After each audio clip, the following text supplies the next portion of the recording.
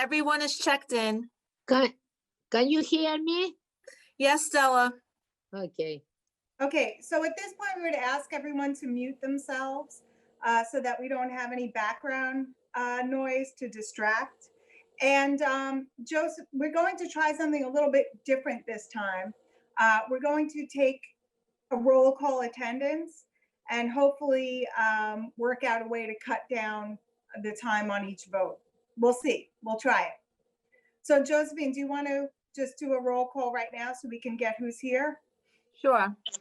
Okay. Okay, Tracy Britton, Present. Jane Kapitanakis, Present. Shirley Chin, Present.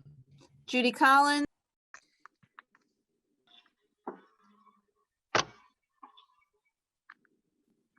okay, let's see her, she's present. Doris Cruz, Here. Ida D'Amelio,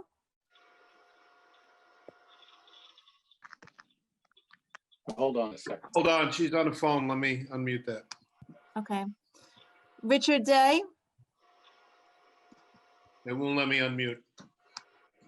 okay. Ida, I believe Ida's here. Yeah. Richard Day, Michael Devine, Here. Chris Ellison. Yeah. Ann Flutico, Here. Carmen Feliciano. Carmen, She has to unmute herself. okay. Michael Festa, Here. Barbara Gurmack, Here.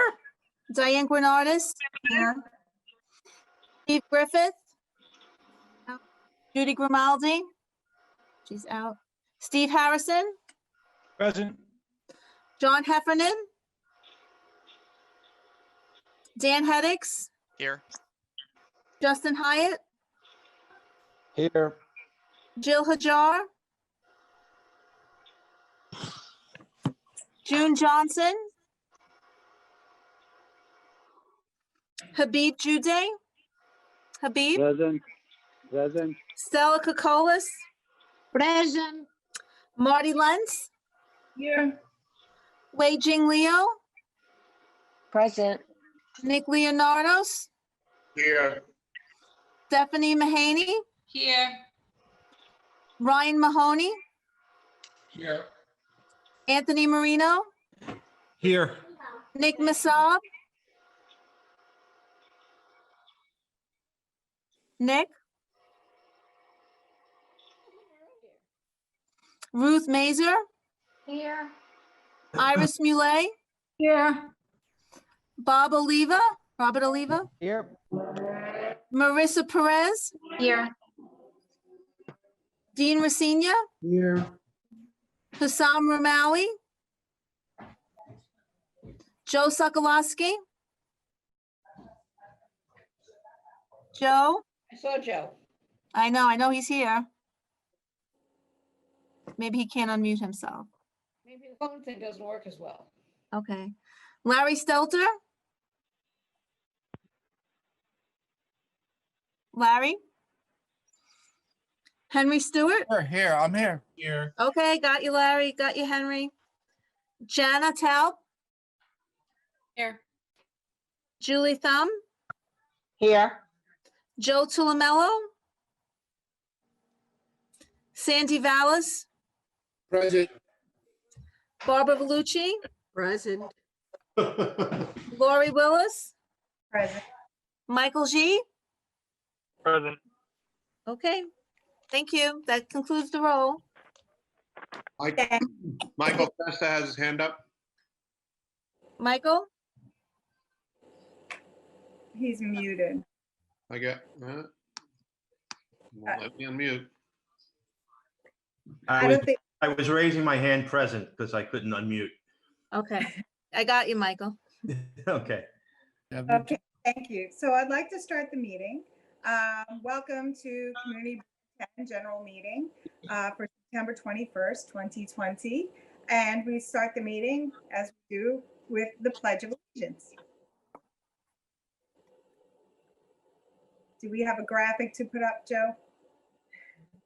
Mark, do we have a graphic? Barbara has the flag. I Come have on, Barbara. Let's, oh, I have it on the Okay. screen, but not for here. Okay. Barbara has it. If you can see her screen, she has Yep. the flag. okay. I pledge allegiance Allegiance to the flag of the the United United States of America, to the republic for which it stands, States Stand one nation under God, God, indivisible, Israel, with liberty and justice for all. Thank you. And I would call for an adoption of the agenda. Here, Okay, we've got Joe and a second by, Seconded. thank you. And an adoption of the minutes of the June 15th board meeting. Here, Who was that? I'm sorry, was that Julie Julie? Thumb. Julie? And a second, please? Second. Thank you, Michael. Okay, and now move on to the public session. We have a rather long agenda. We're coming from our hiatus. I know there are some people who would like to speak. I would ask that they really stick to a 2-minute limit. We're going to be a little strict about it. So I believe our first speaker this evening is going to be Captain Olson, our new commanding officer, relatively new, of the 8th precinct. Can everybody hear me? Yes. Okay, thank you, Lori. First, I want to thank Josephine for inviting me and Community Board 10. Like you said, I'm brand new to the precinct. I got here in June, so I've been here 3 months. Wish we could have met sooner, but under the circumstances. So I see a lot of familiar faces out there. For the ones that I don't see, I just want to say that I'm very happy to be here in the 68th precinct. My last 3 months has been nothing but pleasurable.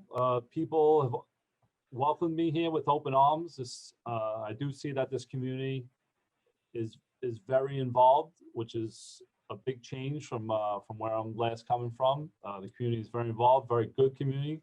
It's a very nice neighborhood. I never worked in this part of Brooklyn, so it's been an adjustment for me. I have my backbone behind me is Mike and Frank. I'm sure most of you know, but yeah, it's been a lot going on with getting thrown into the fire here with the corona going on and all the protests. I really got a firsthand view of everything that's going on in this command. So if anybody wants to know my crime report, usually everybody wants to know what crime is going on. So over the summer, since I've been here, I've only lost 3 weeks in crime. So crime has been on a downward trend. What I'm seeing in the 6A precinct, it's not a very violent command. So that's a lot of the decrease that's going on in the command. So robberies are down. I have my crime report in front of me. I'm looking at burglaries are down, and grand larcenies are down. So I'm sure everybody's heard in the news last week the 2 homicides that went on. One of them has already been closed to arrest, and the second one, I hope it's going to happen soon. So we have the best detectives in the world here, and they're working on that case, and hopefully we can close that one out and arrest. So I don't think anybody should be alarmed. These are 2 anomalies that went on in the command. This is not a trend that's going to happen. It wasn't a gang violence. It wasn't drug related. So that's not going on. So a lot of I've dealt with a lot of the complaints that's going in the command. So a lot of the complaints that we get, or a lot of the crimes that are actually happening, could be avoided somewhat. So I need the community to help me out to get the message out that a lot of these crimes could be avoided. So a lot of property crimes are happening in this area. So I can't even tell you, it's every day in, day out, somebody leaves a wallet in their car and they don't lock their doors. Cars are being stolen. People leave their key fob inside the car. So we can get the message out that this is a very safe neighborhood, but it's also, those are crimes of opportunity. So you have a lot of transient people that will come through this community and become a victim of a crime. So those, if we can help out with those, that would be very helpful if they can just, in that end. So I've also been addressing a lot of complaints. So this summer, we had a lot of complaints going on in Shore Road, a lot of noise. We had the fireworks that we dealt with, just trying to get you up to speed on everything that we've been doing here in the 6-8 precinct all summer. So around the pier, a lot of it's Shore Road, Polly Place, a parking condition that continues to come up over and over and over, and we're trying our best to do that. We've made a lot of good arrests since I've been here. If you follow me on Twitter, I do like to post things that I can that's not going to be detrimental to the case. We've made several gun arrests. We've also made a lot of drug arrests. So I'm sorry, Lori, I'm going over my 2-minute. I want to try to shorten it up. I've had a lot to say. I haven't seen anybody here, so Yeah, I would open up to questions here normally, but I guess we can wait to another meeting, and then I would take on questions, any complaints. But if you do have any complaints now, please feel free to reach out to my community affairs or your NCO officer, find out where you live and find out your officer, who it is, your NCO officer, and email them your complaints, and they will get back to you to try to address your complaints the best that they can.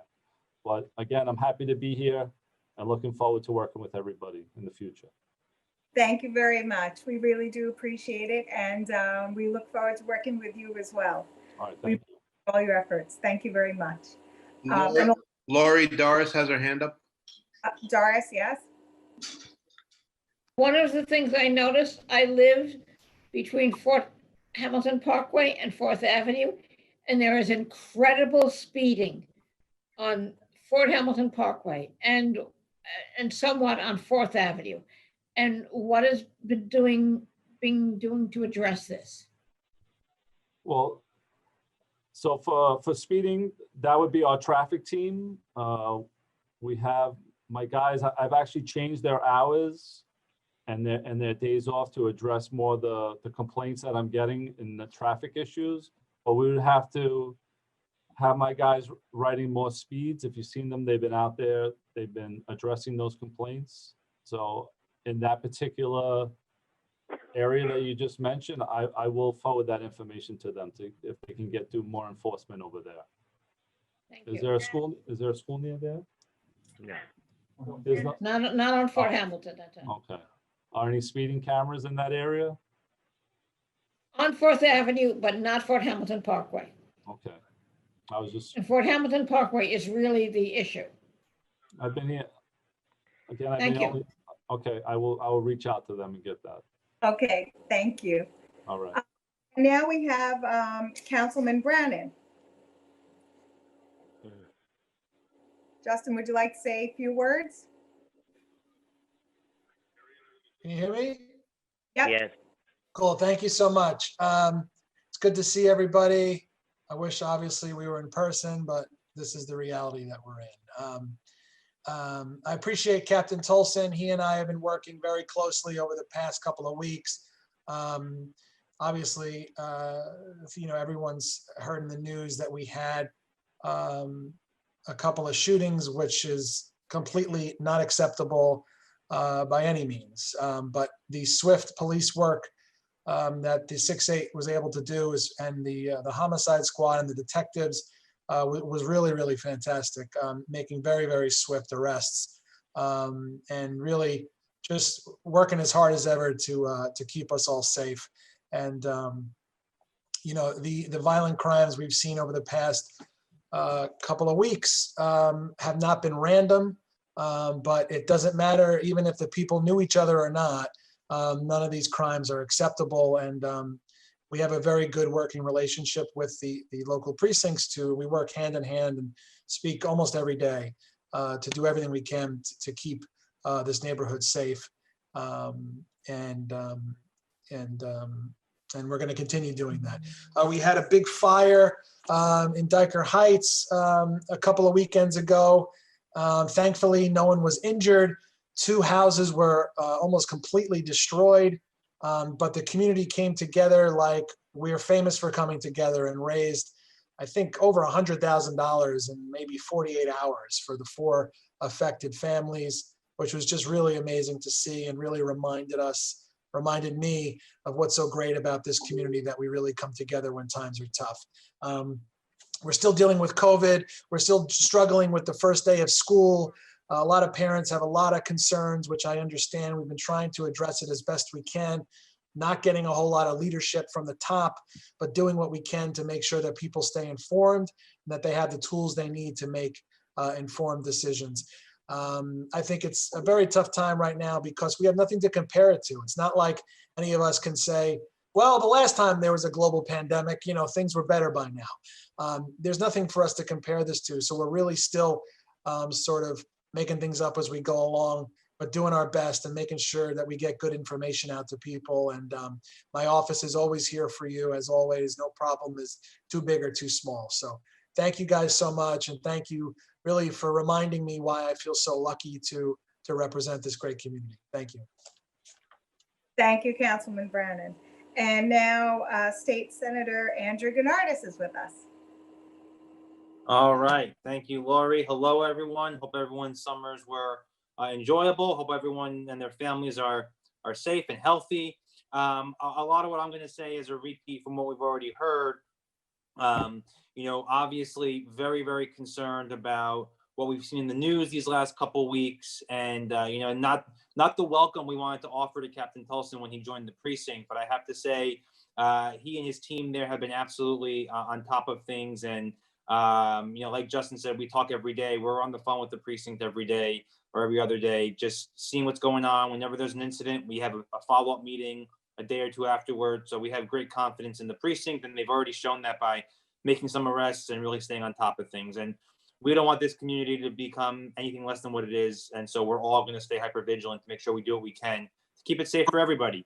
Everyone's going through a lot of stresses. Everyone's going through a lot of anxieties. People are acting out in ways that they otherwise wouldn't. And that's, because of everything going on.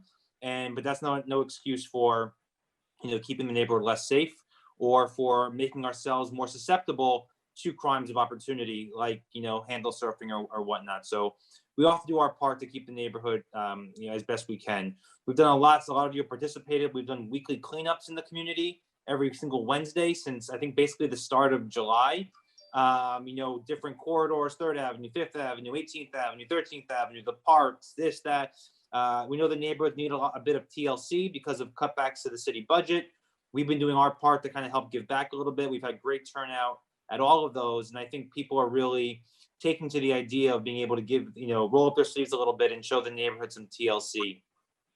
Schools remains a big concern, as does small businesses. Just last night, the governor extended the eviction moratorium for commercial properties an additional month. So commercial small businesses that are falling behind on their rent because of the economic circumstances cannot be evicted right now. Still keeping tabs on top of that. Want to make sure we're doing everything we can to help support our local small businesses. We've already lost a couple. It's really heartbreaking when we see them close their doors because they're just not able to survive in this environment. We don't want to see that continue to happen for others. So that's really been a focus area of my office over these last couple of weeks, and will continue to be as we get into the fall season. I'll stop there. That's the last thing I'll say is our office is now open for in-person appointments. We've been working remotely this entire time, but in August, we opened up for in-person appointments. All you have to do is call ahead. Because we're trying to limit the number of people we have in the office at any given time, we can't just have everyone come in at once. So if you call the office, if you need to come in for something, we're more than happy to see you. Just call ahead and we'll get you scheduled in at any time. Thanks so much, everyone, and hope we have a great year this year. Thank you. Lori, Jana has her hand up. Yes, Jana. I just have a quick question. Are we giving out free masks for people who need it in the community? So I work at a doctor's office, and sometimes patients, or really not even everyone as a patient, comes in for a mask, and we just don't have extra masks. So I'm curious to see, like, are schools giving out masks if students don't have them, delis, or is there free, easy access for that? Are we providing that? So there have been a lot of groups and people that have been giving out masks. My office is giving out free masks as well. So if you just send me a note, Jenna, we'll get you set up with something.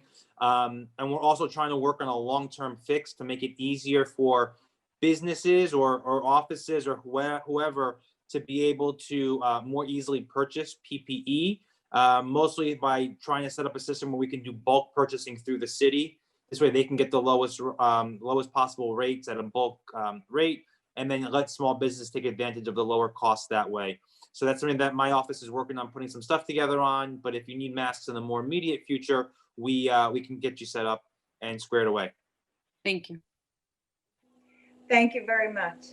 And now we have Frank Fontana from the New York City Department of Buildings.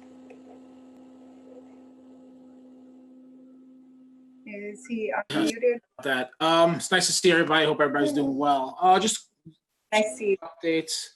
So Department of Buildings, during the whole COVID crisis and pandemic, we've switched a lot of our filings and expanded our capabilities to DOB now. So through DOB now, you can the people our architects can actually begin to start filing alteration applications aside from some of the small ones that were done before. You can see boiler violations on there. If any of your constituents or business owners or property owners have any violations, they can now file their corrections through DOB now as well. So we're continuing to expand those capabilities on DOB now.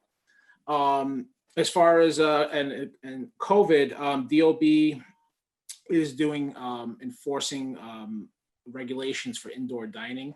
So if any businesses are, violating those indoor rules, DOB, based on 301 complaint, DOB will go out and do those inspections. But coming up, September 30th will be the opening at 25%. And also the backyard dining as well. DOB does allow the backyard dining right now. So if there is a business that has a backyard that doesn't have any driveway or any means of egress other than the restaurant itself, they can use that restaurant as the means of egress without getting a permit. And it's up to 75 people. And then, and I'm actually going to post something in the chat as well. This is regarding, we've gotten some questions regarding outdoor heating now, especially with the tents. And some of the businesses are questioning whether they can have outdoor heating. So they can. There's are different options in terms of the gas or electric. And I'll post those, just not to read over the bullet points, I'll post them all in the chat so you can get us, so you can see it. There's actually quite a bit. So they do require, if you're doing any kind of gas work, or they do require like a master plumber. Propane, unfortunately, is prohibited in New York City, so they can't have any propane heaters. And then electric would be up to the property owner to decide with the electrician if they need additional hookups or electricity, wiring to support all the new heaters. So I'll post that in the chat. If you have any questions, feel free to ask me. Thank you. Thank you very much. And now Nancy Lulu from the Brooklyn District Attorney's Office. Good evening, everyone. Hope everyone is doing well. My name is Nancy Lulu, and I am here from the Brooklyn District Attorney's Office. I just wanted to hop on here quickly just to introduce myself and give out my contact information. I've been appointed as the liaison to Community Board 10 and to the 68 precinct. I know, you're on a tight schedule tonight, so I'm going to keep it short. My contact information is luluN@brooklynda.org. My phone number is 718-250-2412. And just a quick reminder, if anybody has a quality of life or public safety matter, please feel free to reach out to the Brooklyn District Attorney's Office's Action Center.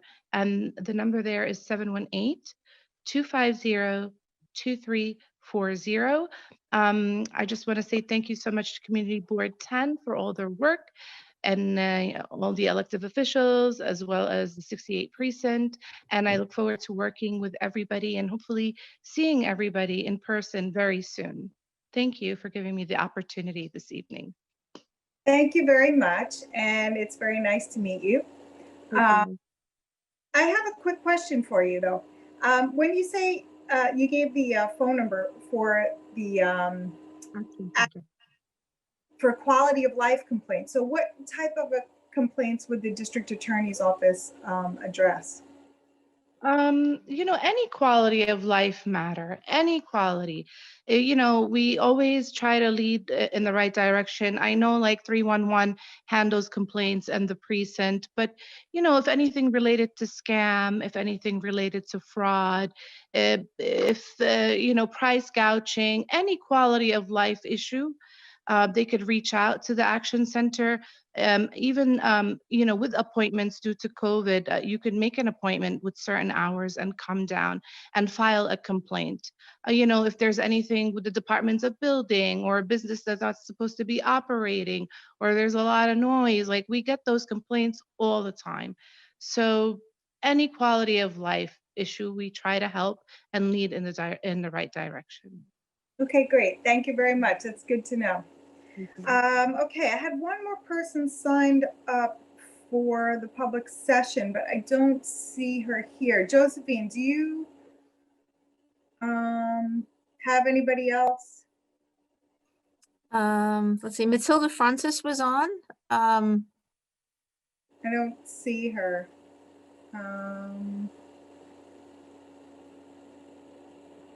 I think she texted me to say that she had to step out, that her staff, she was gonna leave her staff, and she had to jump off. I don't know if staff is on. Jake? I didn't see anyone. No. Sorry, I was muted. Thank you. Jacob Goldfinger, Legislative Director for Assembly Member Frontis. The Assembly member had to step out, and I just wanted to echo Councilman Brannan and Senator Gonardis' statements regarding the quick response of the 68th precinct in regards to the recent incidents of violence. I won't take up time by reiterating everything about that. Our big announcement is the Assembly member opened her new office this summer, 310 93rd Street, and we are open for in-person appointments. I could put the address and contact information in the chat.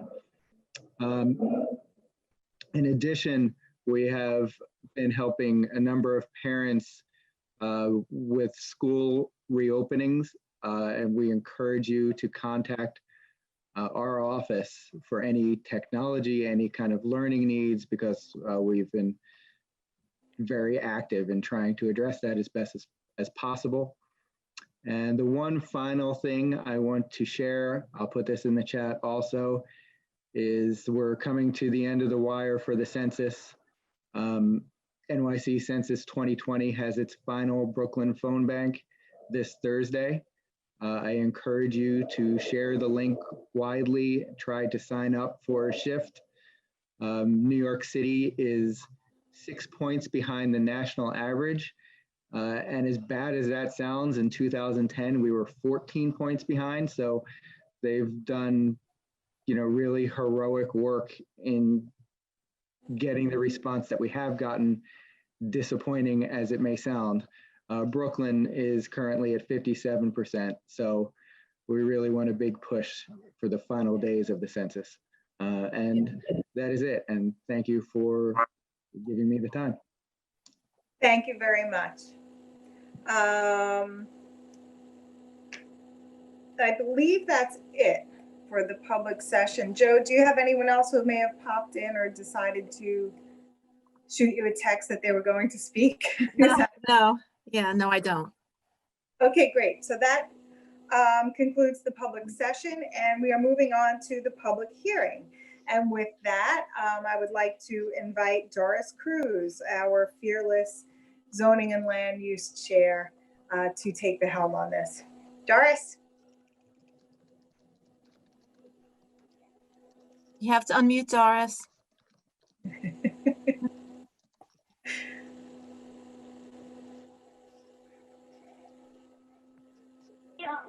Okay. Thank Go you. to the new norm. Go to the new norm. Mute and mute. Mute and unmute. I'm using someone else's computer, so I'm a little bit challenged, but I will say my report says the committee met in quorum via Zoom on Thursday, September 17, 2020. The committee met to discuss BSA, Board of Standards and Appeals application for application 2019-275B7 for a building proposed at 9201 Fifth Avenue, the Kentucky Fried Chicken site. And I want to say, I will try as much as I can not to use acronyms, but for new board members and even older board members, if I'm using too many abbreviations, let me know and I will fill it in. So also in attendance at this meeting was the developer's representative, Todd Dale.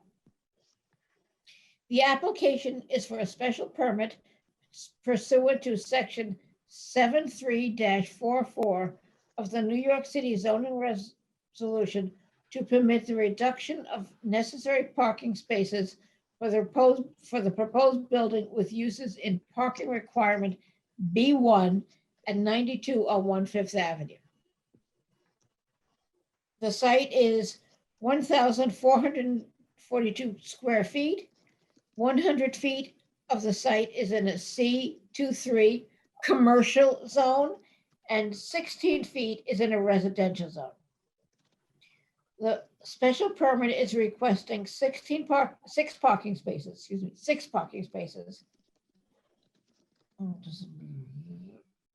The zoning requires 50. The committee discussed this application in May 2020. I will give a brief recap of that discussion. At the time, the committee noted that this is an area ripe for development. It is near the subway and 5 bus lines. There are other large developments proposed in the area. This would add additional congestion to the area. Although there are parking concerns about this development, the committee felt that this was an acceptable proposal. Because of the current congestion, there were concerns that the requested reduction of parking is too severe. Some committee members at that time commented that additional parking encourages driving, and that there are many, many reasons to discourage driving. Others noted that many people do not use public transportation for medical appointments. And there were also concerns that the doctors and their staff will use parking spaces and there will be almost no parking for patients. Dale confirmed that the parking would likely be for doctors and staff, and the patrons would need to find alternate parking. In the course of this discussion, it was made clear that access for parking would be from 92nd Street. The committee saw the 92nd Street access as problematic. Members asked if the developer would consider an interior drop-off, something similar to a drive-in or a drive-through. Mr. Dale said that the committee's comments and concerns would be relayed to the developer. He advised the committee that because of current COVID conditions, this was in May, the BSA is only doing virtual meetings and they're only doing meetings for items already on the calendar. Mr. Dale at that time said that it is unlikely that there would be a hearing before August, more likely September. Well, ULUP, the Uniform Land Reviews process, is now resumed. This application is now scheduled for November 9th, 2020. The new application allows for a drive-through turnaround to allow for off-street drop-off patient. This would result in fewer parking spaces. Access would still be from 92nd Street. But by allowing access from 92nd Street, this would allow the required open space requirement to be on the residential side of the property, allowing light and air to the immediate residents. It was asked if the 3rd floor could be expanded to allow for additional space on the ground floor. Mr. Dale said that the site setback requirements do not allow for the expansion of the 3rd floor. At this time, there are no tenants for the building, but the plans are for commercial tenants, and there can be no And Mr. Todd stated that there could be no bait and switch and to return the site to a restaurant. New plans were not submitted. Mr. Todd advised the committee that the developer was reluctant to make new plans before submission to the Board of Standard and Appeals because the Board of Standard and Appeals requests additional changes and the developer did not want to keep making many revisions. Mr. Todd was again advised of the traffic and parking condition in the area. When prompted, he said that the developer would be willing to make the exit a right turn only. Thus, vehicles exiting the property would not be crossing 92nd Street, causing more traffic problems. One committee member, after very thorough reviewing of the plans, asked if a staircase in an open grid area could be reconfigured, possibly adding space for additional parking. Mr. Todd said this would be considered. It was noted that without new and final plans, the committee was flying blind in making recommendations. And Mr. Todd said that if there are design changes, they will be sent to Community Board 10. A motion was made to support the BSA application number 2019-278B7 for a special permit pursuant to section 7344 of the New York City zoning regulation. Resolution. 1 minute, I have to turn the page at a time. To permit the reduction of required accessory parking spaces for a proposed building with uses in parking requirement category B1 at 9201 Fifth Avenue. With the following recommendations. 1, a redesign to include a turnaround area for vehicles to 92nd Street. A redesign to include the ability for vehicles to enter and exit lot without traffic issues at 92nd Street. For example, no left turn at 92nd Street.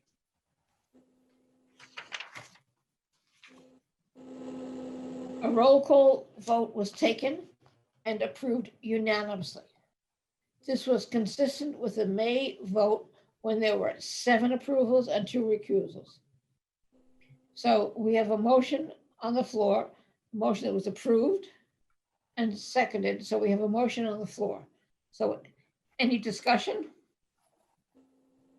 Any questions? Come on, guys, I know you. That's her hand. I have a question. My hand is up. Yes. Okay. My question is, I don't know how large this building is going to be in terms of units. Is this commercial only? Is it residential? And if we reduce the number of parking spots, is there going to be enough parking for people coming in and out to do business and to live there? I really can't understand why the committee has approved the reduction of parking spaces when there's such density and scarcity for parking. So I need an explanation for that. Well, the proposal is commercial only. There is no residential. And it is not a large development. It is, if there is concern that everybody going there should have parking, but the committee at 2 different meetings was acceptable to the reduction in parking. Well, could you explain how many businesses are going to be there and what kind of in and out is expected? Well, they said they expect commercial, mostly medical and community facilities. Okay, so medical has patients coming. There's going to be no patient parking. There's going to be no staff parking. And where are the doctors and nurses and other people? I just don't understand why the committee has approved this. And I trust the committee, and I'm sure they went into it with a lot of detail, but I can't vote for it. I don't agree with putting up a new building without adequate parking. Is this, want to do away with the outdoor parking so they could expand the footprint of the building? Is that the idea? The developer's representative said they cannot expand the foot of the building because of the consideration of the lot, the configuration of the lot. And they were very considerate of the light and air for the immediate residents. And that what the required parking for the lot appears to be excessive. Someone who has no familiarity with our board or our zoning consideration said, what do you mean that many parking spaces? There aren't that many parking spaces now. So there are certain inconsistencies, and the committee reviewed this twice and was very consistent in their concern for parking, but that this was an appropriate development for the site. So it's going down from how many parking spots to how many parking spots?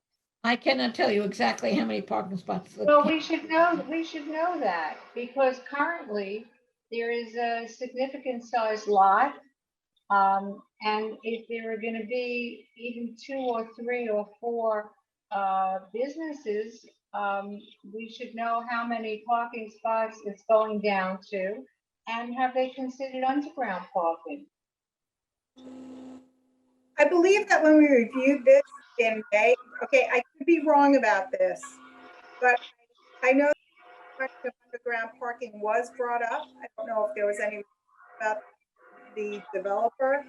And the other thing, I could be wrong on this, but I think now there are approximately, fried chicken there. I think there are approximately 13 parking spaces, something like that. And that, Yeah, they're just counted online. There are 16 parking spaces. So it would go 16 down to 6 with, as you noted. I know that Anne Salutico had her hand. Anne, want to say something? Can you hear me? Yes. I guess I did not attend the meeting this week, but I did attend in May in the zoning committee. And our feeling was that this project may call for a more global view of thankfulness that we are seeing a building presented here that is of a compatible scale with other buildings in the neighborhood and along that street, and that the reduction in parking was less of a detraction than seeing a much larger building with more parking. So I think it's in the community's best interest to look favorably on a project such as this with low density and light scale uses. Well, I just feel that I think that that's a very good point. But I think that we have a responsibility to our neighborhood, because imagine there being a medical office there. You're going to have, if people can't park, someone's going to drive them. They're going to be waiting all along 5th Avenue. There's a school across the street. 92nd Street is an impossible street. There's a firehouse on one block. There's a school on the other. People are going to be double parked all over the place waiting for their family member to come out of the place. I really think we have to insist on parking, even if a building goes up that's a little higher. It's just not a forward-thinking thing to not require parking of developers. If I could say something. Laura, you have 2 hands up. Okay, go ahead, Mark. Julie? Yes, I actually, a few of the things I wanted to say, Ruth already said, so I was concurring with her, but also just wanted to know, what is the height of the building going to be? How many stories is it going to be? And you said the footprint of the building. Are you saying that the building is going to be, it can't be the same footprint as the current Kentucky Fried Chicken? It's going to be larger, is it not? No, it's going to be a 3-story building. Mark, we have a slide that was shown while Doris was giving her presentation. It's a 3-story building. So I think the estimate was about 40 feet. I couldn't really tell. I saw what was shown that, oh, now I see this. Okay. So it's a 3-story building. All right. And it's community facility. And he said for medical use, physician's So if I offices. may, I have the description in front of me, if I can read it. Can you hear me? Thank you. Can everybody hear me? Yes. Okay, so it's proposed to construct a new cellar and 3-story mixed-use building to contain commercial, office, and community facility, ambulatory diagnostic or treatment facilities, uses UG6 and UG4. The cellar is 7,446 gross square feet, would contain office and mechanical space. The first floor, 6,783.7 square feet, would be commercial office space, and an entrance lobby for the community facility uses proposed for upper floors. The second, 8,215 square feet, and third floors, 4,959.9 square feet, would contain community facility area to be occupied by ambulatory diagnostic or treatment facility uses. The total floor area for the proposed building would be 19,958.6 square feet for a total FAR of 1.91, compliant with the 2.0 commercial/community facility floor area permitted in the underlying zoning district. Okay, thank you, Dorothy. So, And sorry, Lori, and Doris had her hand up. yeah, go ahead, Doris. I just wanted to reinforce what Ann Falutico said. There are many issues. This is development that is a low scale and consistent with the needs of the community. And the committee very thoroughly discussed all of the pros and the cons. So I have a question then. Just to put it in perspective, possibly for some of the committee members, what scale of a building, what would be the size of a building that would be permitted here?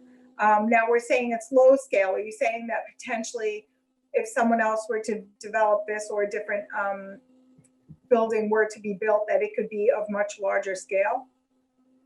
Yes, I'm going to defer to Josephine here because she's much better at zoning than I am, even though I'm the chair. If part of the lot is R6, and R6 is 6 stories, if in the right, a residential portion could be 6 stories for retail use, for residential use.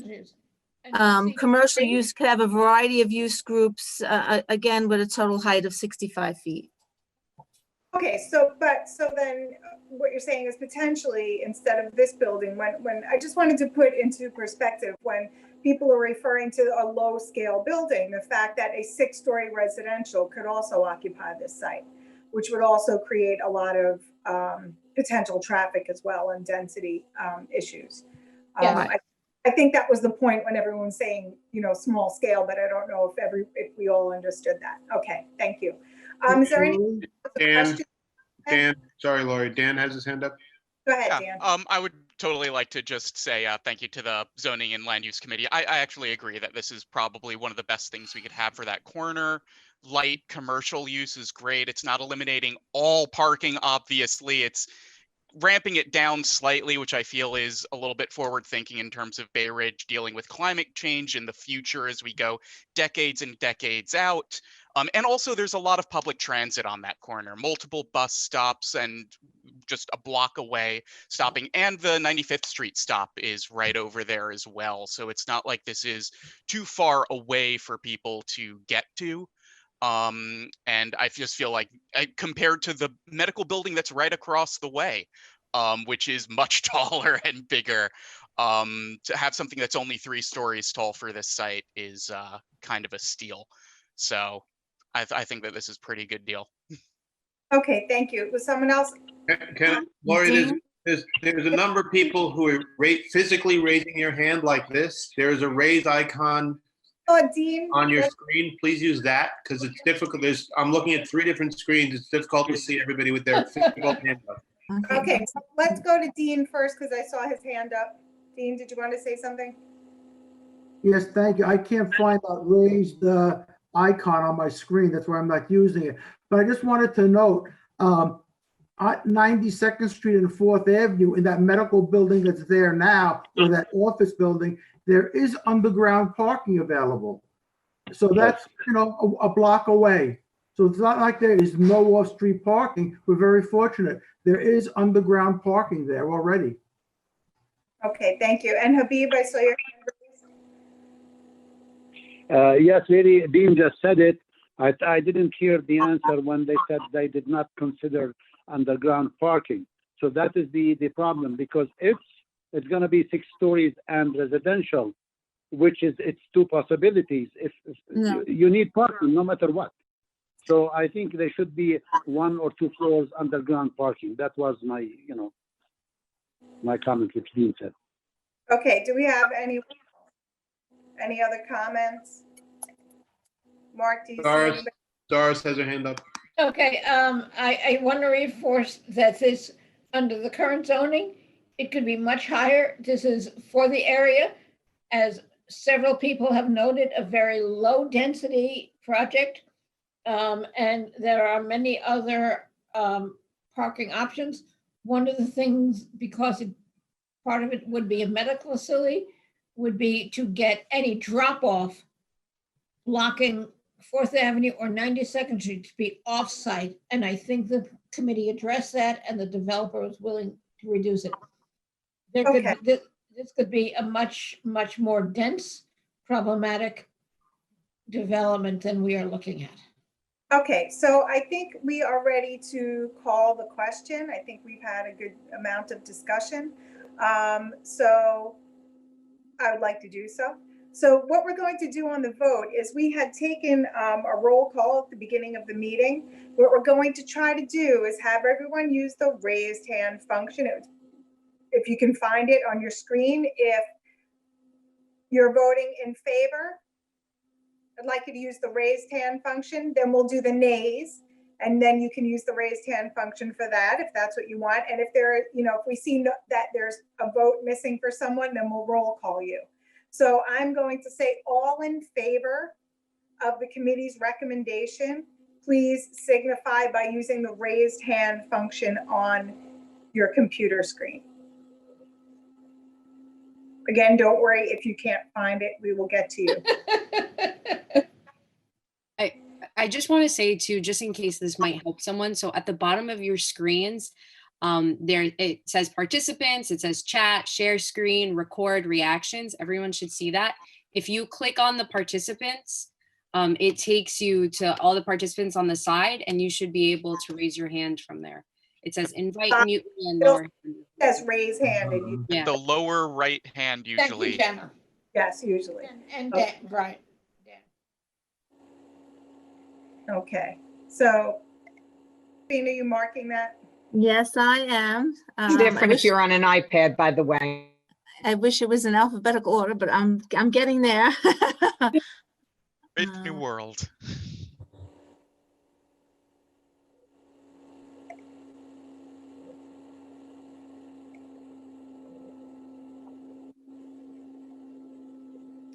But we try something new. Maybe it would help, maybe it won't.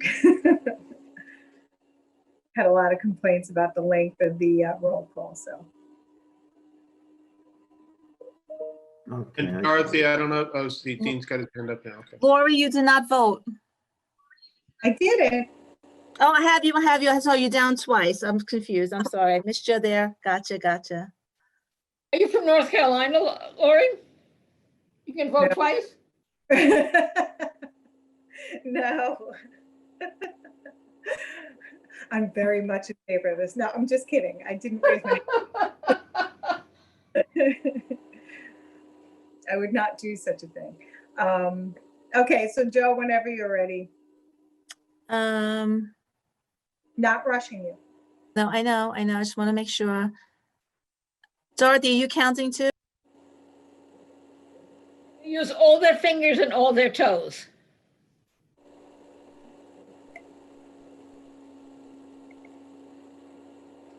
I think you should call the names. It would have been much faster. Well, let's see. Let's just try Yeah. this. Okay, so I have 22 yes. Okay, and all against. Hold on, let me lower everybody's hand. Hold on. Yes, please. Everyone lower your hand. I got it. Okay. I'm gonna lower everybody's hands one more time. Wait for the question. Go ahead. All opposed, please use the raise hand.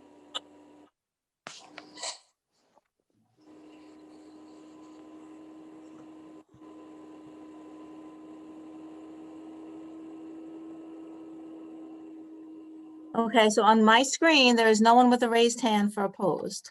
Sandy has her hand raised. Sandy does. Sandy has his hand up. Yeah. Okay. Okay. Yep. And so have we missed anyone now, Joe? Why you don't call secure? No, no. Planes when we called the names. It does take about 30 minutes to go through all that. We need abstentions and recusals. Okay, abstentions and recusals. Mark, I'm sorry, can you lower the hands, please? Yep, done. Okay, abstentions, recusals, please. Recusal. Got you, Larry. Got Larry. Recusal.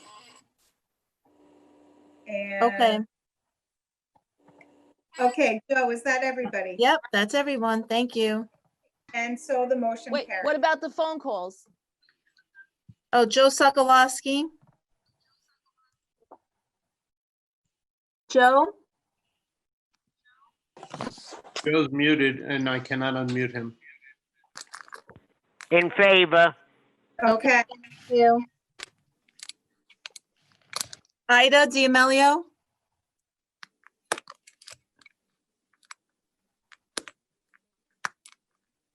Ida, you need to unmute. Dave, got me? Yep, got you. Okay. And your vote is? In favor. Okay, thank you. Okay, Lori, we're done. Okay, so the motion carries, correct? Yes, correct. Thank you very much. Thank you, Doris, for all your hard work. And now, Members for reviewing this twice and all their input. thank you very much. And now we are on to the chair's report. That's me. Okay. So I would like to welcome you all back from summer hiatus. I hope you all enjoyed the break, and it is good to see old and new faces. As for new faces, we have some new board members to welcome, and I would like to introduce and welcome them. We have Chris Ellison, Robert Oliva, Wei Jing Leo, and Marissa Perez for our new board members. I'd also like to welcome existing board member Shirley Chin, who is now our new treasurer. And Marty Lentz is our new parliamentarian, and I thank them for taking on these important roles. I would also like to let you know about our new chair of the Environmental Committee, Janet Taub, who did a great job heading up our past panel on vaping. And I thank you, Janet, for your willingness and enthusiasm to take on this role. And I would also like to welcome our existing board member, Tracy Britton, as our new chair of the Communications Committee. When we left off at our June board meeting, I had expressed the hope that we would return in the fall to something that more closely resembled what we had previously considered normal. While we have moved incrementally toward that, we still struggle with the COVID-19 pandemic and its fallout, which has spread in a ripple effect, touching virtually every area of our lives.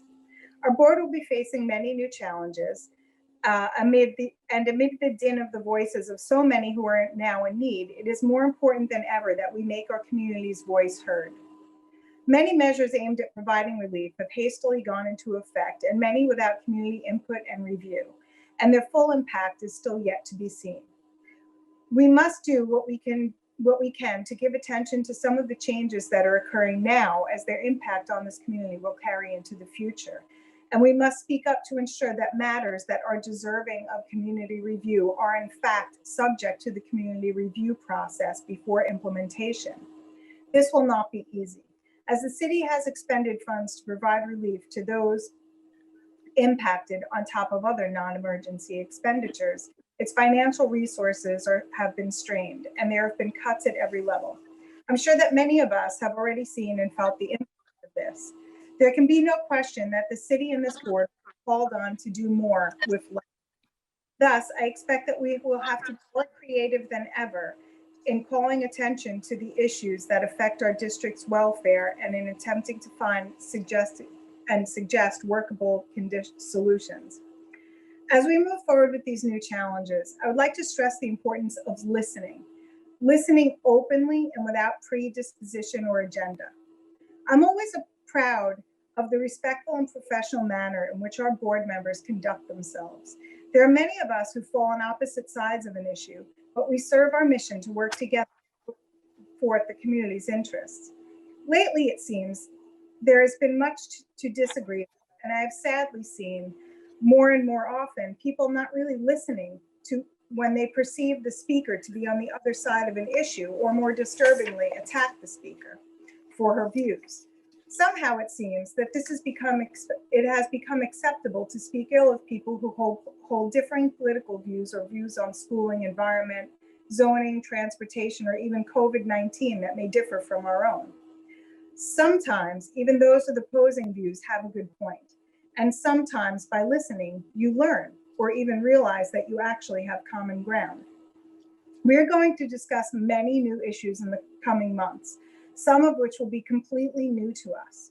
I urge you to each exercise your glorious right of free speech and to suffer and permit others to exercise theirs, and more importantly, to openly listen and urge others to do so.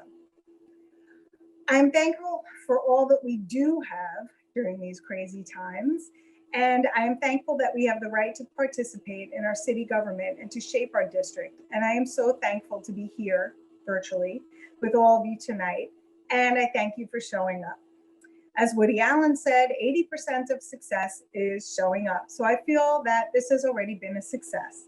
I look forward to what will undoubtedly be a challenging year and to counting our successes, both large and small.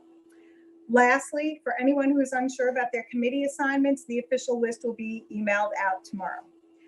Respectfully submitted, Lori Lewis. Now we move on to our district manager report with Josephine Beckman. Thank you, Lori. So good evening, board members. I hope you all enjoy the summer hiatus.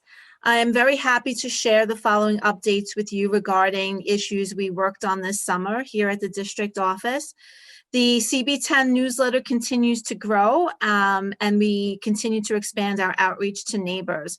Our social media presence also continues to grow, but we do need your help. So tonight I'm asking all board members to please ask your friends to like us on Facebook and Instagram.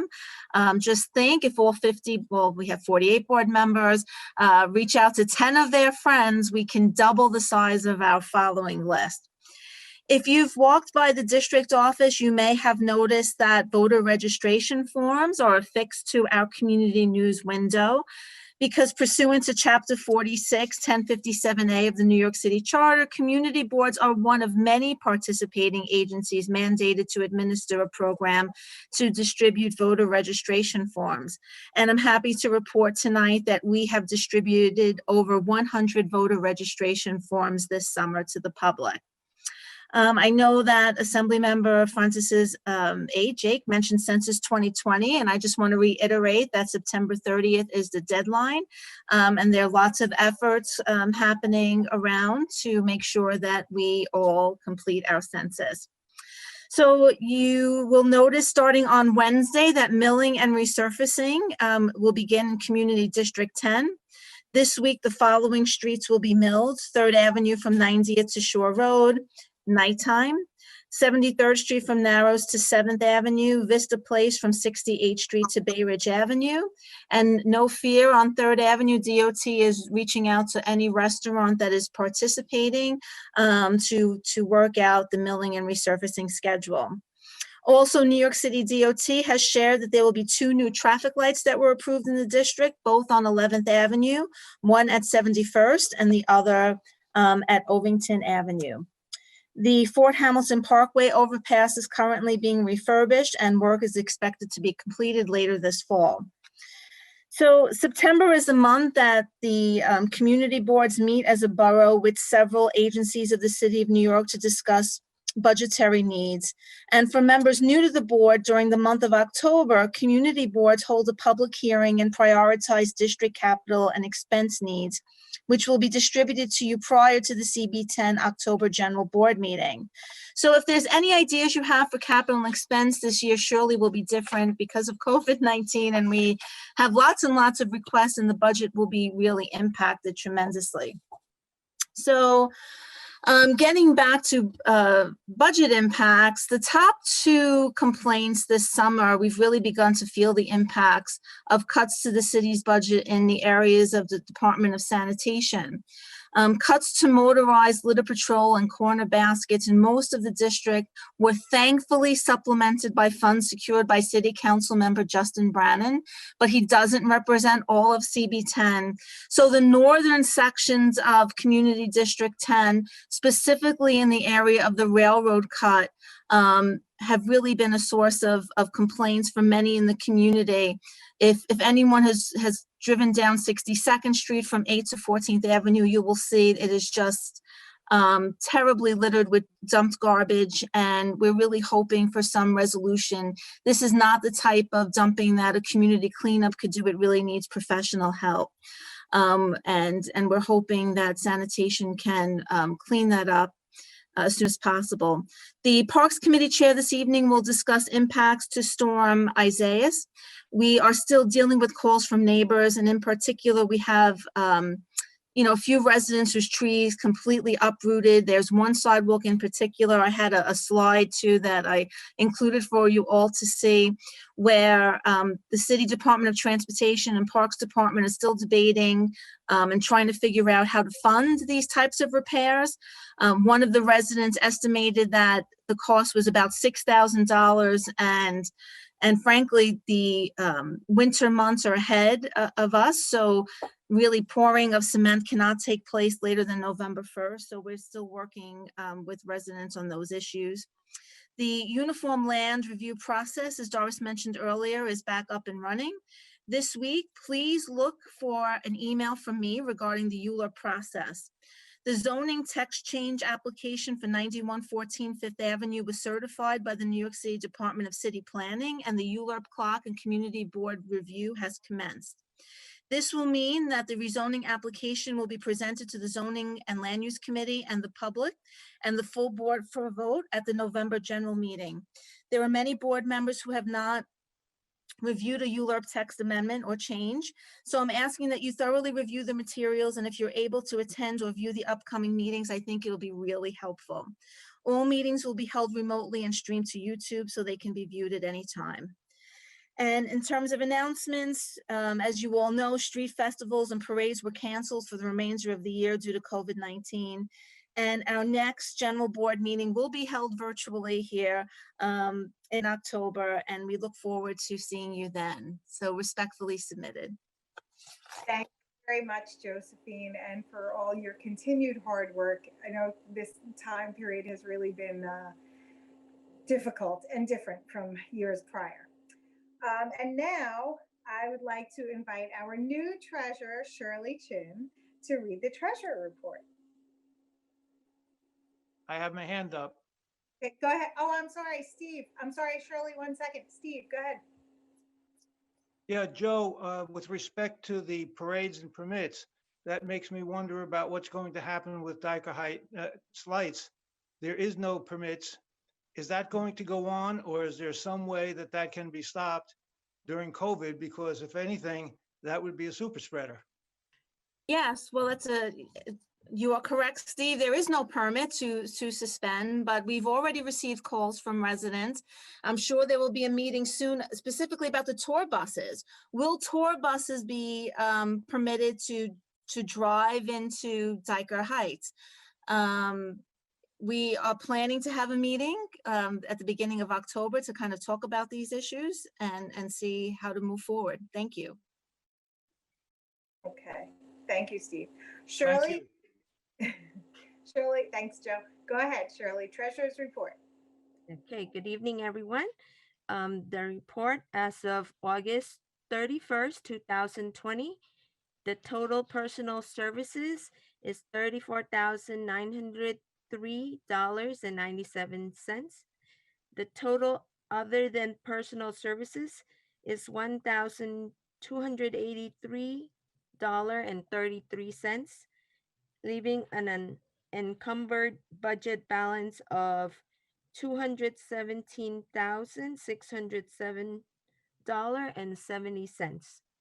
Thank you. Thank you, Shirley. Okay, and now we will move on to the committee reports, starting with Police and Public Safety with Barbara Vellucci. Barbara. So here we go. There you are with your flag. Thank you. Okay. Hi, everybody. Good to be back. The Police and Public Safety Committee met via Zoom on September 10th, 2020, and we were in quorum.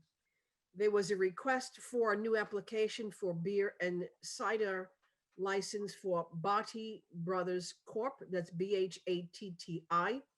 The premises is located at 6752 4th Avenue. This is a new application for a beer and cider license for this as a full restaurant. The owner, Harun Iqbal, was present via Zoom.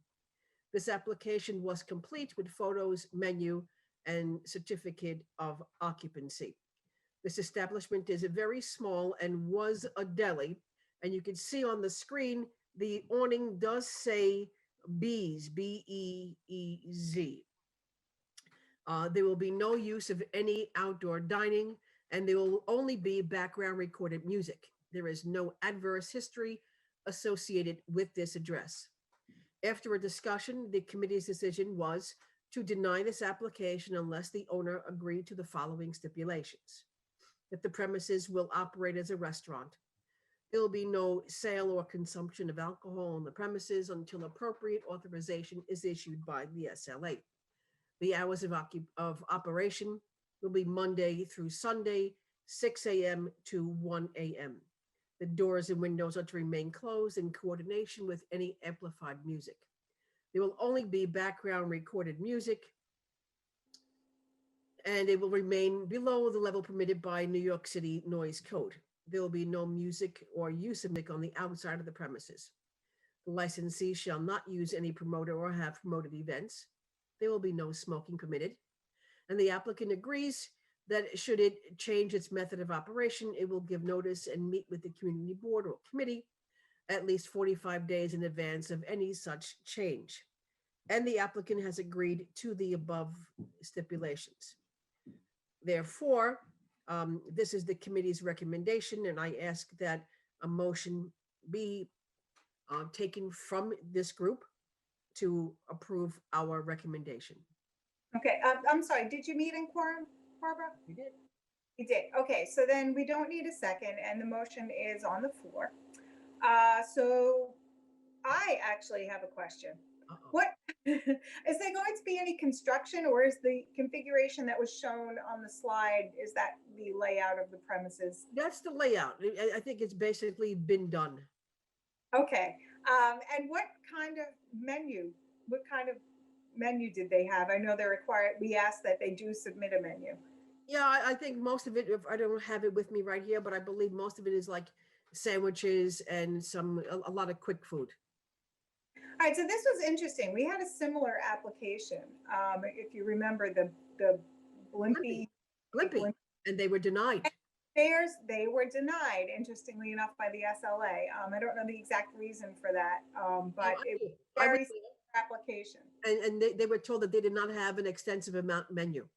Yeah.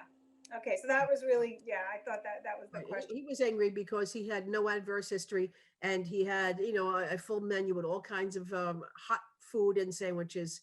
And after he paid for the whole application, they just said no. Interesting. Okay, so I just to get a sense of what the SLA is looking for. Okay, so anyone have a question? Anyone have a question or a comment? Julie's hand is up. Julie, go ahead. Yeah, just a quick question, Lori. Since, you know, now there's no, well, there will be some limited indoor dining, I believe, by the end of the month, correct? In, you know, in the city. It looks like a very small place. How are they going to accommodate? I mean, how many people can be eating in there theoretically? You know, with the restrictions, with the COVID restrictions. So how are they going? Currently, they'd be governed by every other, you know, what every other restaurant is governed by, which is that maybe they would extend and do an outdoor space outside to the extent they could. And as far as indoor, to the extent that, you know, I mean, if it turns out. Well, did they in fact have outdoor space? It wasn't specified. I didn't. No, there is no outdoor space.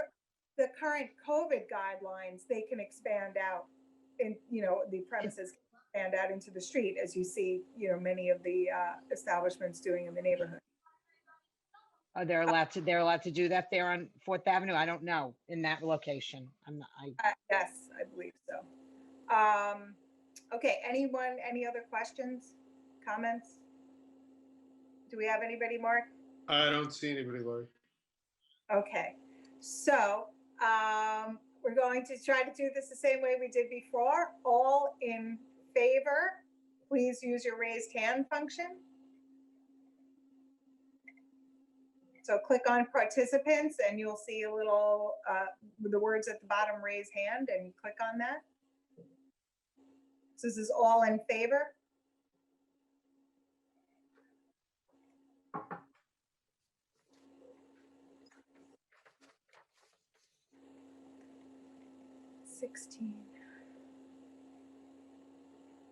Lori, I'm having trouble with that participants. Wait.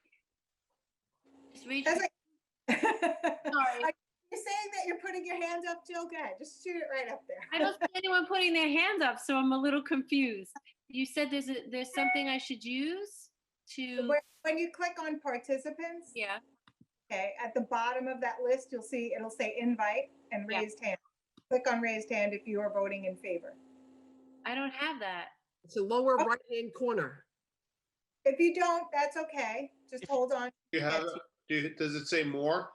It says copy invite link, copy invitation. No. It, under the, which view are you on? The gallery view? You can see everybody, you can see. No, I'm not on the gallery. Oh, should I do gallery view? Okay. Gallery view. I got gallery view. And now on bottom, what do you see across the bottom? I see participants, 53, chats, shared screen. If you click on participants, should open up a little window for you. On the right side, there's a window with all the names. Okay, got it there. Yeah. Down to the bottom of that. If I can just interrupt. Raise hand, got it. Sorry, guys. I was a little late to the show today. I apologize. Okay, got it. I got it. Okay. Thank you.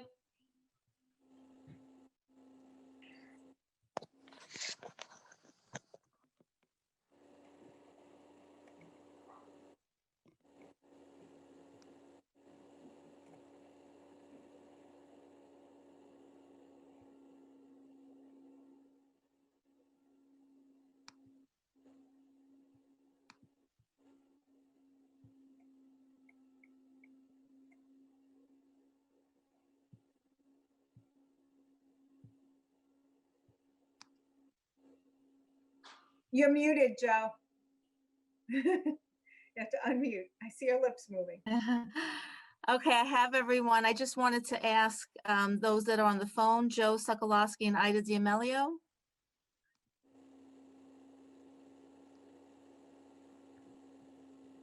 Joe? Joe, you have to unmute. Ooh. Hello?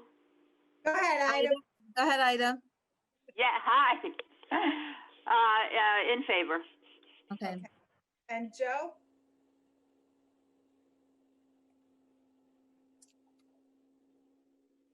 Okay. All right. Okay, So And that's- I think Barbara, Barbara, are you trying to raise your hand? No, oh, we're in the middle of a vote, so I'm not taking any questions right. No, no, no, I think she's trying to raise her hand to vote. Physically. that was there. Oh, she's up. Yeah, I think we've got her. Okay. So Mark, can we clear the raised hand function and I'll do the rest? All right, they're all Okay. clear? Okay, all opposed?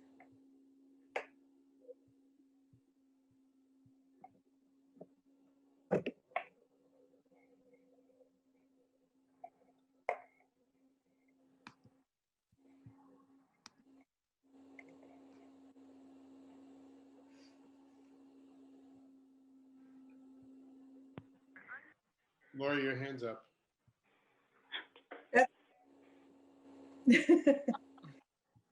Okay.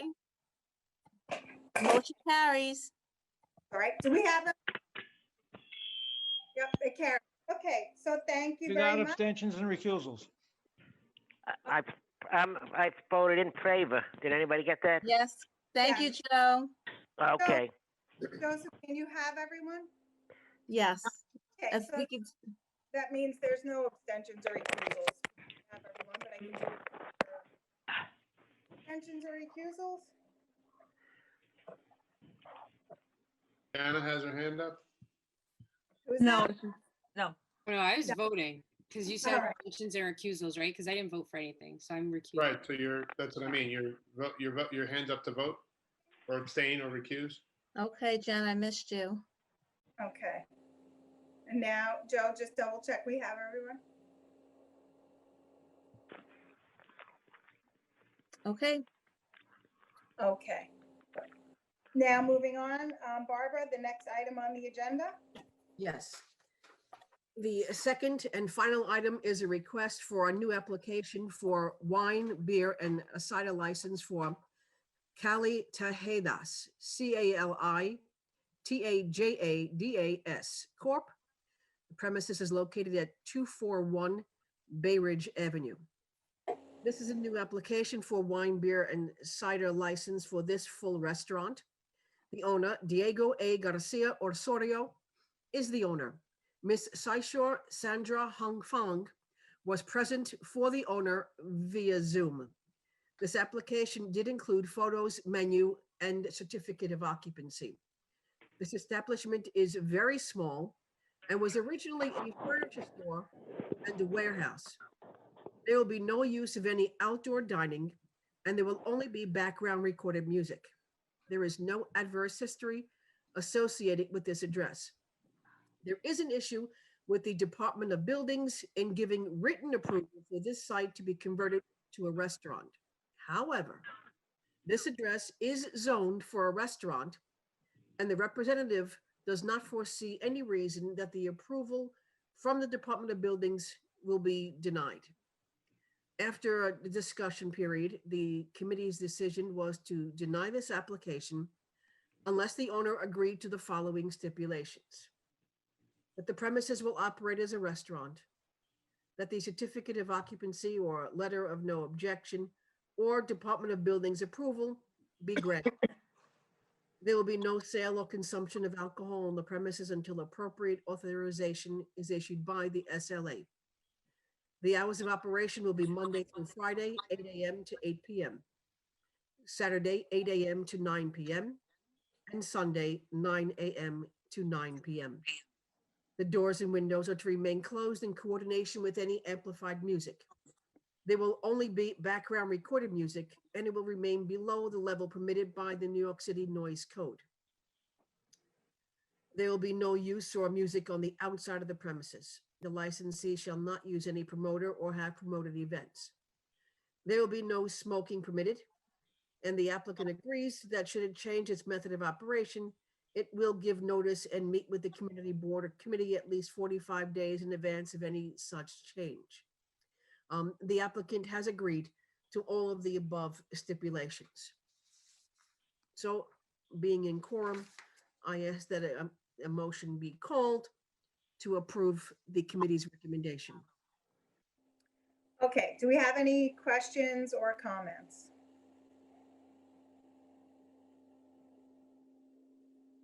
Mark, anybody? I don't see anybody. Okay, so we. Wait, I Oh, see a wait, hand wait, raised. sorry. Wei Jing has Wait, a hand yeah. up.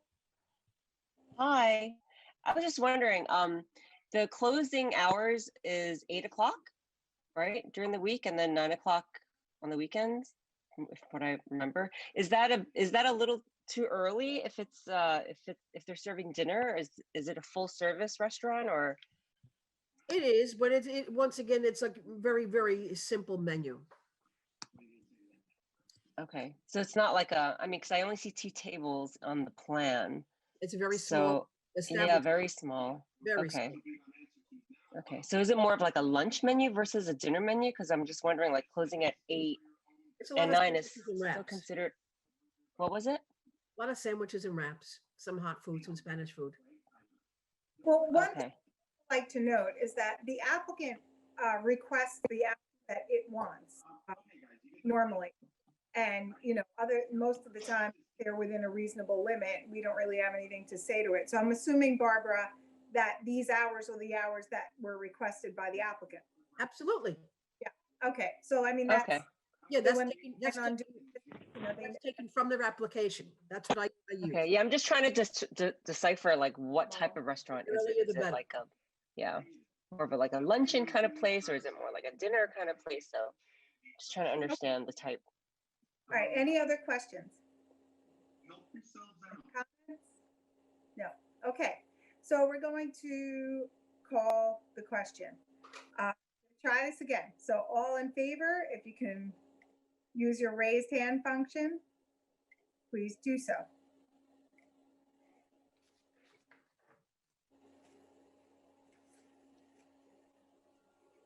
I'm having problems with my phone, so I'm raising my hand.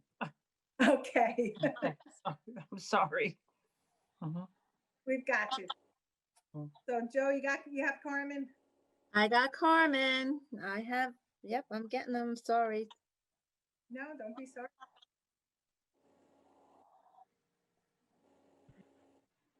What about Joe's?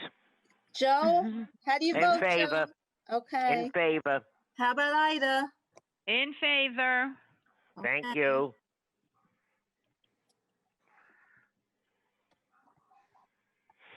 I think Stella's voting in favor as well. Her physical hand is raised. Is that right, Stella? Okay. Shake your head. No shake.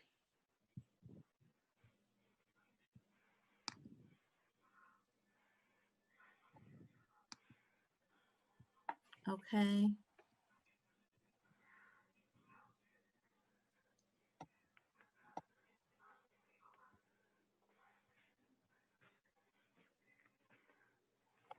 Okay. I got it, Lori. Okay, and if Mark, can you lower everyone's hand? And all opposed, please use the raised hand function.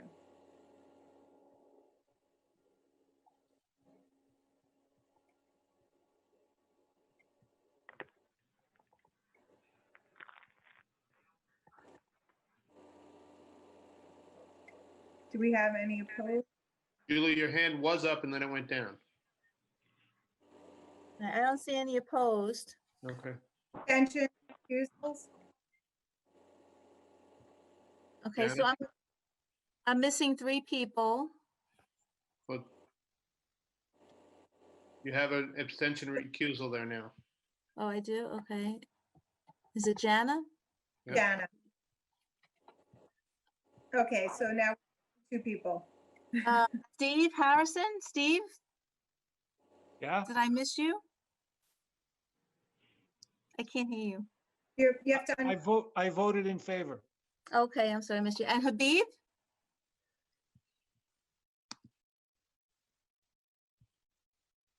Habib? He may be gone. Okay.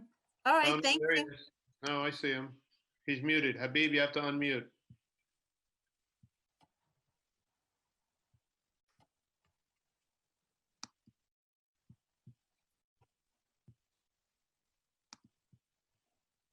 Habib? Joe, how do we end up? Hello, There we do you go. hear me? Yes, Do you hear Steve, me? I hear you, Yeah. Habib. I didn't get your vote. In favor. I don't know what's happening. I am muted, no picture. I don't know. My phone is going nuts. All right, thank you. We got Okay, it. motion carries. Thank you, everybody. And that concludes the police and public safety report. Thank you very much, Barbara. And we'll move on to Park Diane Gonardis. And I just want to mention, these are informational reports, so there's no vote. So go ahead, Diane. Dean has hand raised. I'm sorry, Dean? No, that's okay. Sorry, hit it by mistake. Okay, sorry. Go ahead, Diane. Okay, good evening, everyone, and welcome back. I'm here to, hello? Okay, the Parks Committee met in quorum via Zoom on Tuesday, September 15th at 7 p.m. Also present at the meeting were District Manager Josephine Beckman, Dorothy Garuccio from the Community Board 10 office, Sarah Anders from Senator Gonardis' office, Jacqueline Donahue from Councilman Brannan's office, and members of the Department of Parks, including J.B. Ives, Chief of Staff, Chris Gandoli, Director of Capital Projects, and Lauren Sylvester, Park Department Manager for CB10. We had 2 items on the agenda for this meeting. Item number 1 was a comprehensive status report on the capital projects in Community Board 10. And item 2 was a recap of the response from the Parks Department as a result of Tropical Storm Isaias.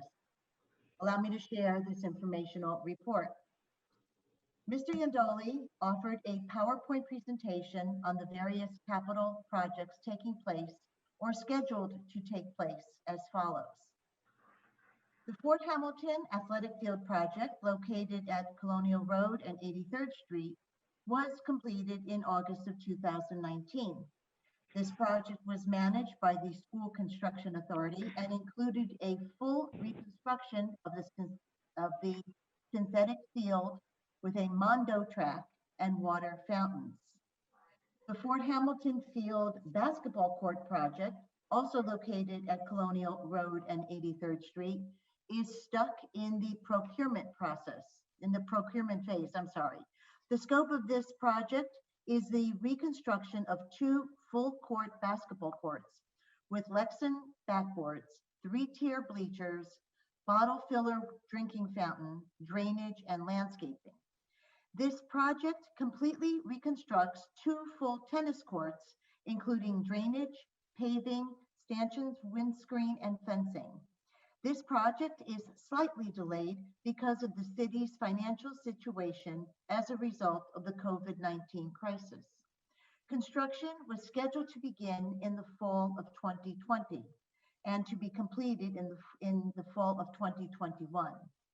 The design phase has been completed, but at this time, the future status of this project is unknown. In general, projects that are in the procurement stage, waiting for the Office of Budget and Management to proceed on securing bids and assigning a contractor, are currently on hold because of the financial shortfalls caused by the COVID situation. The Russell Peterson Playground project, located on Colonial Road between 83rd and 85th Street, has been funded by Councilman Brannan and it will complete the site at Fort Hamilton. This project, the scope of this project is a complete redesign and renovation of the playground, the active play areas, and sport courts. This project will start once an in-house designer is on board. The John J. Carty Park project, located on Fort Hamilton Parkway between 94th Street and 101st Street, has been put on hold, but construction on this project has now resumed and is scheduled to be completed in the fall of 2020. This project includes the reconstruction of tennis courts, parking lot, and the construction of a garden for the Bay Ridge Senior Center, pending a change order. John J. Carty Park Phase 2 project, located on Fort Hamilton Parkway between 94th Street and 99th Street, also has been funded by Councilman Brannan. Scope meetings will soon be held virtually for this project, which will entail the complete renovation of the playground, including play equipment for all ages, installing a safety surface, drainage, water system, pavement, sidewalk, landscaping, fencing, spray shower, and benches. The Shore Road Park 95th Street building project, located at 95th Street and Shore Road, has been delayed, but has now restarted and is scheduled to be completed in the fall of 2020. This project includes the complete renovation of the building, HVAC, comfort station, maintenance spaces, and community room. The Shore Road Park Dog Run is in the design phase. This project is located in the area where 4th Avenue, Shore Road, and the Belt Parkway intersect under the Verrazano Bridge. This project includes the construction of a new dog run and paving of a path in Shore Road Park. Construction is set to begin in the fall of 2021 and be completed by the fall of 2022. The Shore Road Park paving project, again located in the area of 4th Avenue, Shore Road, the Belt Parkway, under the Verrazano Bridge, includes the construction of paving paths in Shore Road Park. The design phase should be completed in the fall of 2020, and construction is likely to commence in the fall of 2021. The Shore Road Park Vinland Playground project, located on Shore Road at 94th Street, includes a complete renovation of the playground, including play equipment for all ages, a safety surface, drainage, water system, pavement, sidewalk, landscaping, security lighting, fencing, interactive spray shower, fences, and benches. A scope meeting will be scheduled soon, and the design phase will follow soon after that. The Diker Beach Park Asphalt Field project, located at 86th Street and 14th Avenue, includes a reconstruction of the multi-purpose play area within Diker Beach Park. A projected start date is the spring of 2021. The Patrick O'Rourke Playground project, located on Colonial Road and 83rd Street, is a reconstruction of the multi-purpose play area in this playground. The Parks Department is partnering with the Department of Environmental Protection to secure an environmental sustaining design. This project is currently in the design phase, and the hope is that construction will begin in the spring of 2021. The Owl's Head Park Playground project includes the reconstruction of the playground. Funded by Councilman Brannan, the design phase is to begin in the fall of 2020, and construction is to start in the fall of 2022 and be completed by the fall of 2023. The Owl's Head Park Basketball Court project, also funded by Councilman Brannan, includes the reconstruction of the basketball courts. The design phase is set to begin in the fall of 2020. The construction is to begin by the fall of 2022 and completed by the fall of 2023. The two projects in Owl's Head Park may be combined as one project as a cost savings measure. The Shore Parkway Bike Path project, running along Shore Road, was recently coated with an asphalt coating. However, this project is a new one. This is a resiliency project to correct issues like the seawall and will hopefully address long-term issues. Mr. Ives explained that there was a mechanism to track projects online. This system is part of the Parks Department website, and it shows the progress of every project. The link for this website is https://nycgovsparks.org/planning and building capital projects tracker at # Brooklyn. We should really put this in the chat if anyone cares to check this website out. The next part of the meeting dealt with listening to the response of the Parks Department as a result of Tropical Storm Isaias. The number of tree requests from this storm was second only to Superstorm Sandy. Service requests from 311 calls create a record. Then this initiates a park department service ticket. As a result of this storm, there were 6,000 tree requests in Brooklyn, and 529 of these were from Community Board 10. Additional requests were as follows. Hanging limbs, we had 45 requests. Limbs that had totally fallen, 205 requests. Actual trees falling, 279 requests. It should be noted that these numbers may include duplicate calls to 311. Once these service tickets have been created, the Parks Department then prioritizes them to minimize all risks. The most dangerous situations are responded to first. During the storm and afterward, the course of action was as follows. During week 1, the issue of trees blocking streets was addressed first. Then the department addressed those trees that had fallen on houses, cars, or any other structures. Following this, the department attended to all other non-critical areas, such as debris in parks. There were piles of debris in parks, as this is where the maintenance staff put the trees that were actually cleared from other areas. There were actually 2,791 work orders generated as a result of this storm. Community Board 10 accounted for work orders, including 41 for hanging limbs, 120 for down limbs, and 32 for fallen trees.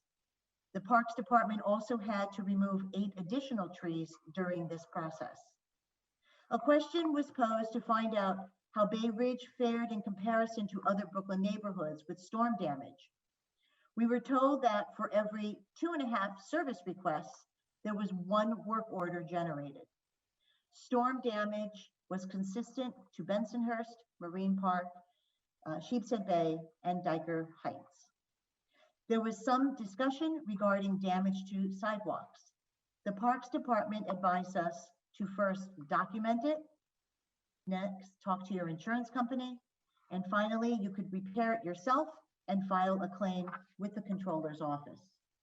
It was also mentioned that with the current financial outlook for the city, there will be a longer period of time for large trees to be pruned in the neighborhood. The New York City cycle for tree pruning is 7 years. The industry standard is 10 years. There being no other business, the meeting was adjourned by 8 p.m. Respectfully submitted. Thank you very much, Diane. I'm happy to hear that many of our projects in the parks are moving ahead despite the current financial situation. So that was some good news. And now. Oh, Doris has her hand up.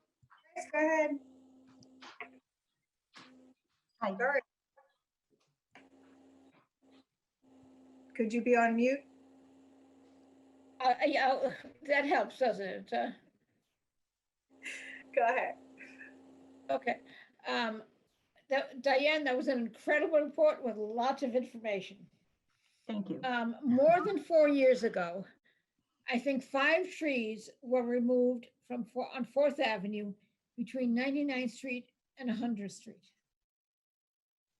The trees were removed, which were originally planted under zoning requirements that they had to plant trees. They were removed, the stumps were removed, and no trees have been planted. And the district officers told me they used to be able to handle this, but this is now a Parks Department issue. And where the heck are our trees? So that is certainly something that we can bring up to the Parks Department to find out exactly what their plan is. Yep. I would imagine that they would have planted trees there, you know, since that time. I will tell you that I know of many sites in Bay Ridge that had trees planted where there were none requested. I know of one very close and dear to my heart. The tree, they just came and they dug up the sidewalk and they planted a tree. And it was never requested to be planted in front of this particular residence. So if trees are being removed, and we should. Right, we will absolutely follow up. Yes, I will do that, Doris. Thank you. And then I have a second thing. There's a lot that you talked about, Sherwood Park and JJ Carney Park, but the pedestrian paths in Cannonball Park are hazardous.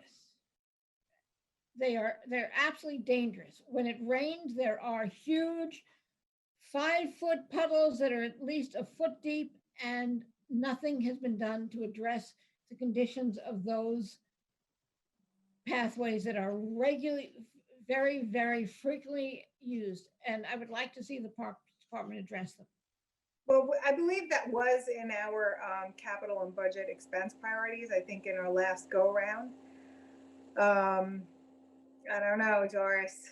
And with the budget crunch, it could be a big ask, but it does remain. Well, it is an accident waiting to happen. Yes, it will remain on the list, and I'm sure, Joe, that you've got that on your. I do. I will actually see if there's anything temporarily that can be done to do a fix there. Thank you, everyone. And Diane Truman, again, great report. Thank you. Thank you very much, Diane. Okay, and now we are moving on to our Zoning and Land Use Committee with none other than Doris.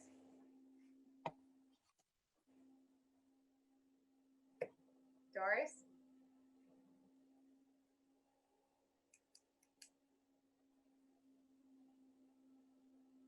We have an informational report. Doris, you're on mute. Because you really don't want to listen to me, right, Tim? Before I start my official report, we have a new committee member, and we have several new board members, and us zoning people can get very used to using acronyms and things. And if you don't know what you're talking about, stop us and say, explain that to me. It really helps everyone. But that's just my aside. But at the committee meeting, Anish Pendharkar, a former CB10 zoning fellow, has continued to work with Community Board 10. He is working on a zoning guide for Zaluk Zoning and Land Use Committee members and the full board. Well, all of this information is available online and is in the zoning handbook.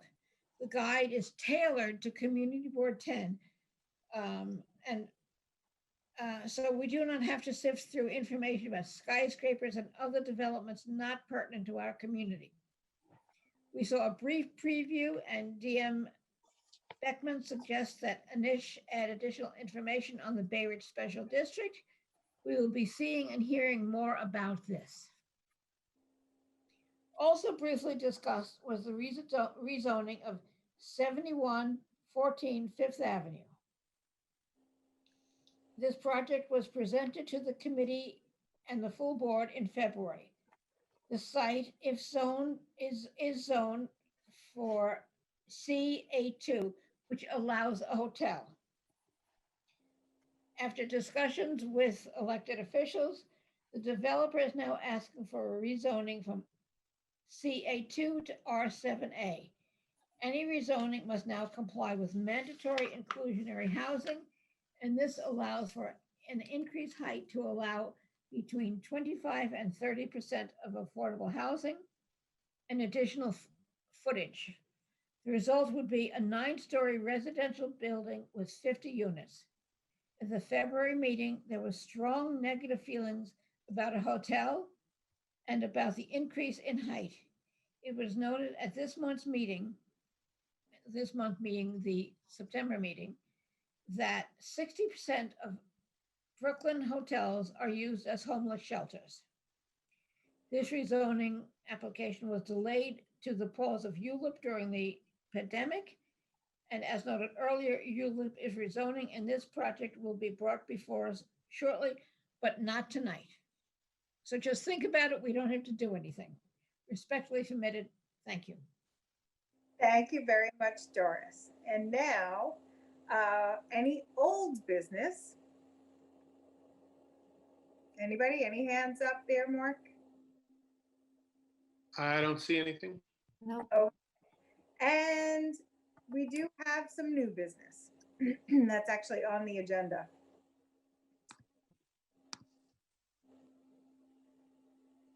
Thank you. And this is for the pole top design proposal. This was given to us very late before we went on hiatus, and we did not have an opportunity to discuss it. I think that some materials were emailed out, correct, Josephine? Yes. Okay.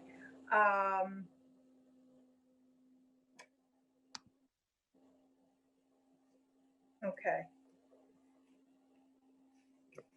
So the materials were handed out. I'm sorry. We cannot read it. We cannot read I'm trying to make it bigger. We cannot read it. Yeah, if you're on your phone, it might be really difficult. Oh, okay. Okay, so it says CB10 Brooklyn was asked to send a letter to do it with an acknowledgement that the material about how a new 5G design were received, reviewed, and include any comments on the design. So this is due by September 25th, so we have to do this. There were photographs that were sent out that would show you what these pole top these pole top items would look like. And they're for 5G. And basically, it is equipment that would support the 5G infrastructure. And they have different design proposals. And Mark, do we have any, so if you can see the graphic, it's kind of small on my screen, but you can see a picture. There are different types of light poles. Thank you. And you'll see how it looks. So on the left-hand side, you have the light pole, and on the right-hand side, that canister that goes on top would show how this design would look. Not all the light poles are the same, and so they gave us some images of how it would be. So if you have that type of light pole, different light poles that were designed to fit more with the area, if it were a historic district, and you'll see the different types. So they're really looking for our comments on the design because they have not finalized yet. So does anyone have any questions or comments on this? Yes. Anne has her hand up. Go ahead, Anne.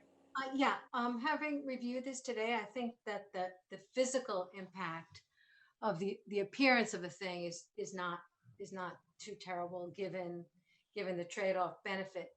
But I pose this question to you, Lori, or anyone else who knows more than I about 5G, because there in the report, the question of health impacts from the signal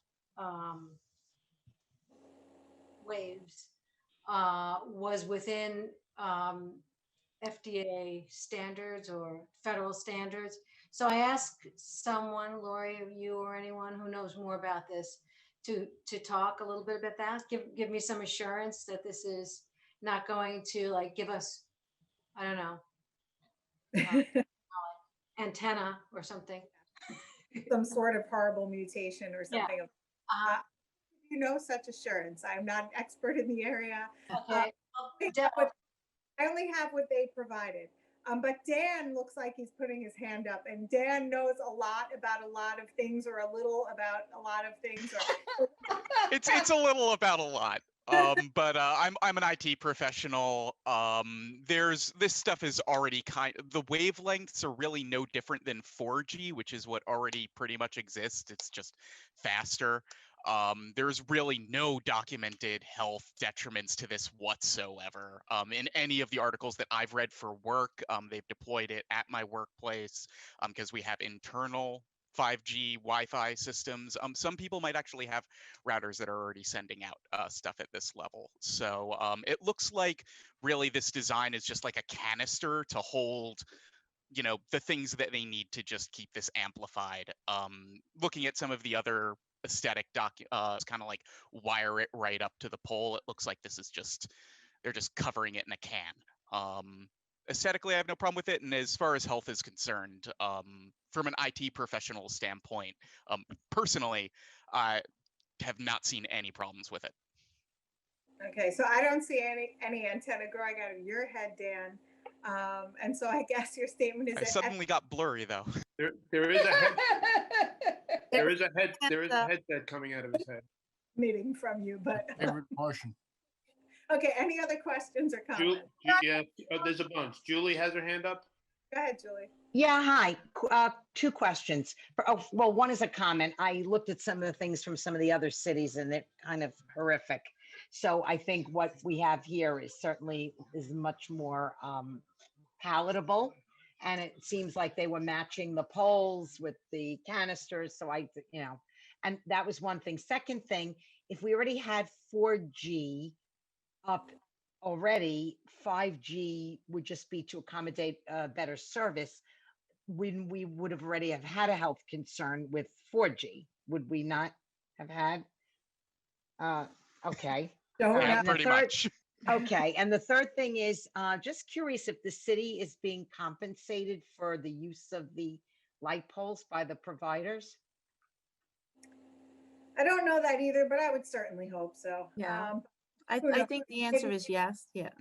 Yes? I think the answer is yes. I don't Okay, know that the was just particulars. Yes. for my own, yeah, okay, thank you.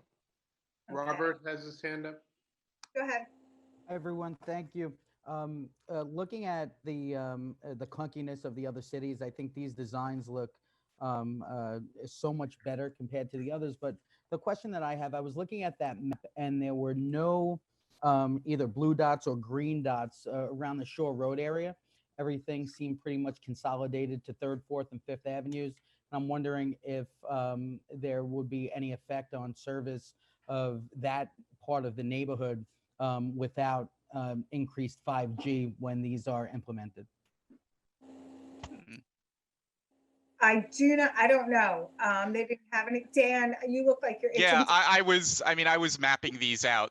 That's I was bringing that off of city data, and yeah, it looks like a lot of Northern Shore Road just doesn't have any telecommunications poles, at least on city property that I'm aware. It's very possible that just that area is so low lying that existing poles kind of reach out over that area, especially if a lot of that is low-rise housing. It's possible that those poles are just going over those houses and reaching to that area. I'd imagine if cellular service is okay already down there, then those 5G towers would probably be able to reach. I haven't really been check. I don't look at my phone when I'm down there. It's so beautiful. But yeah. And I can say too that in the southern part of the district along Shore Road, there are a lot of high-rise buildings that have cellular antenna equipment on it. So it's very likely that they'll be upgraded on those buildings, perhaps. Yeah, a lot of companies sometimes will run private cell phone towers off of those apartment buildings. So maybe that's already well covered and there's no need for a city pole. Yeah, and those are agreements that they make directly with the building owner. Yes. So at least that everybody else has to pass on. So this is really just for the design, mostly I guess the aesthetic design. Really, they're asking for feedback on here. So do we have any comments about the aesthetic design of these? Wei Jing? I was just wondering if there were any other design options. It seems as if this is the only one submitted for review. Yep, that's it. That appears to be the case. That was it? Mm-hmm. I was just thinking, I mean, I can't remember the map exactly, but it sounds like, it seems as if it's in front of a lot of apartment buildings, like some of the apartment buildings are low. So it would also be an eyesore for the residents there. I was just thought, and I haven't seen all the other 5G, designs from other cities or other neighborhoods, but to me that does look a little clunky or heavy, top heavy. So I was just curious to see if there was something else that they could provide for us to review. Well, I mean, that could be part of the comments that we send back, that they look clunky and top heavy, and maybe they do, because they are looking at our input on the design.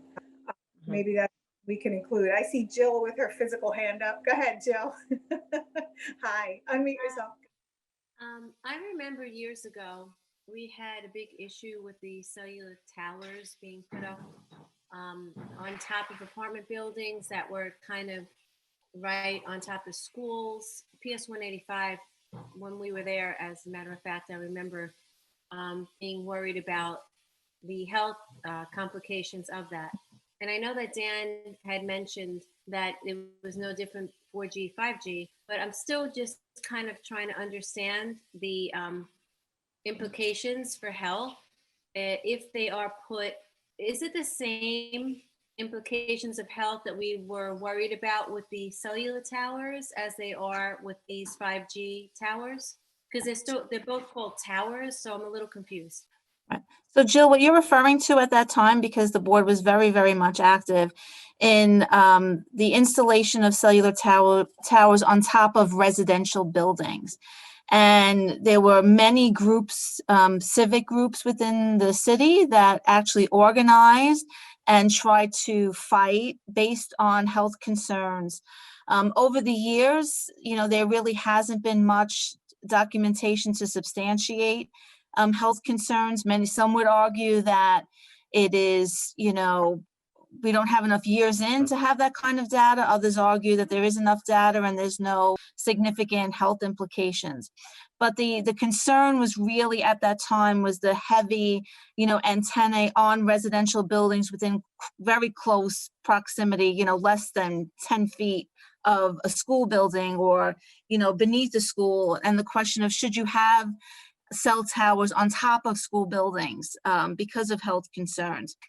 So pretty much, what's been happening through the Department of Buildings is that the installation of, from big companies that pay landlords are typically on high-rise buildings. And high-rise, they would consider more than four or more stories. But there really hasn't been any substantiated health claims that I'm aware of or that resulted from that civic engagement many years ago. Okay, so the reason I ask is because when I looked at the diagrams, there are a few on 86th Street proposed or already in construction. So I live on 86th Street, so that's why I'm asking. Yeah, so that's fine. I accept what you said. Thank you. Okay, so do we have any other comments or Stephen? the design? Because let's remember, we're providing feedback about the design. They're not asking us if we want these things wholesale. They want to know about the canisters. Sorry. Steve? Sorry, Stephen has his hand up. Hi, a different kind of a safety problem, potential. They'll be putting them on top of existing poles. What I see is that they're substantially wider. I don't know if they're substantially heavier, and I think that's something we should be aware of and find out if in fact they've been tested for these poles. And I'm also a little bit concerned because what I see is that the surface area on the side is probably 2, 3, 4 times as wide as the original pole that was on top.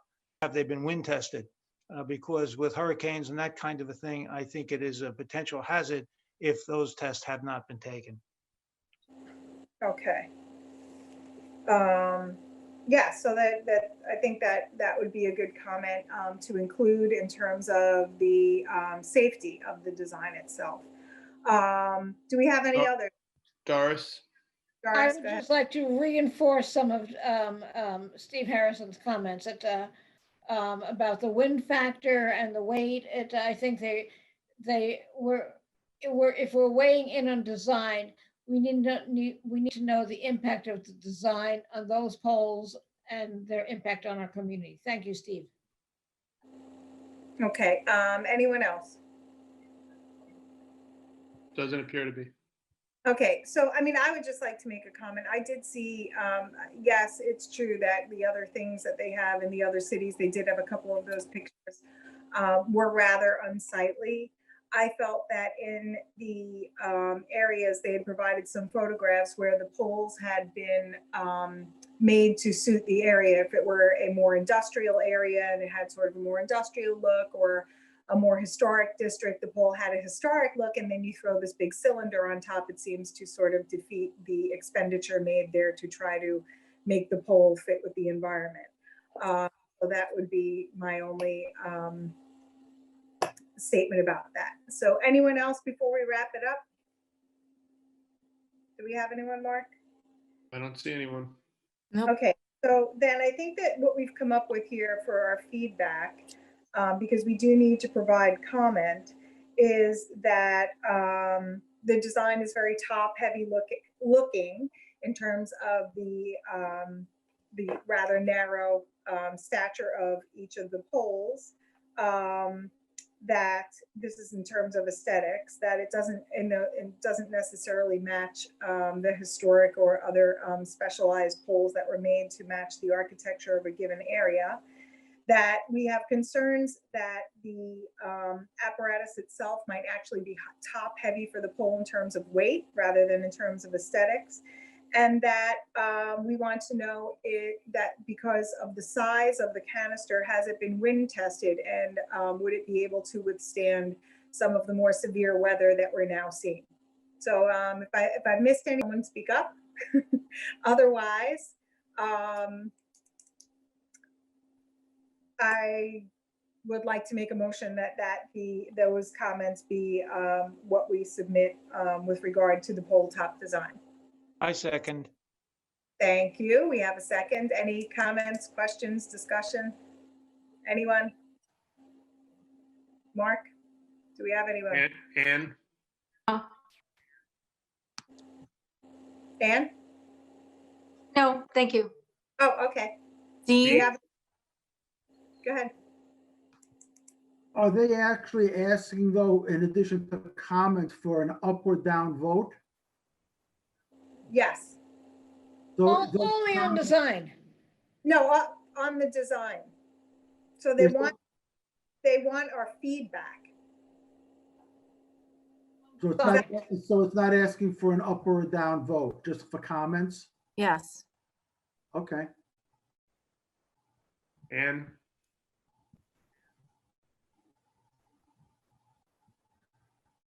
And you're on mute.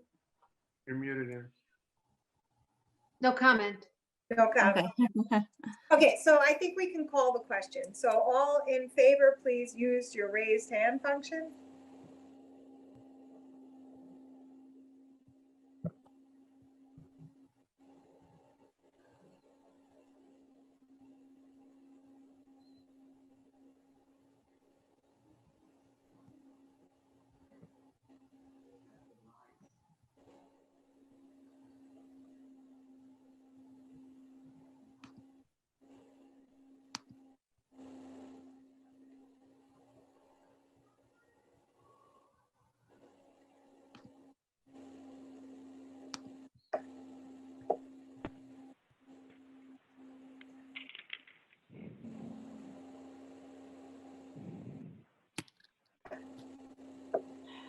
Gonna put on to session or no, Joseph?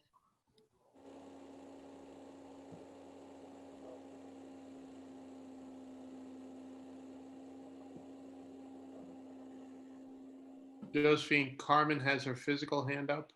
Okay, thank you. Joe in favor. Joe in favor. I'd in favor. Ida in favor.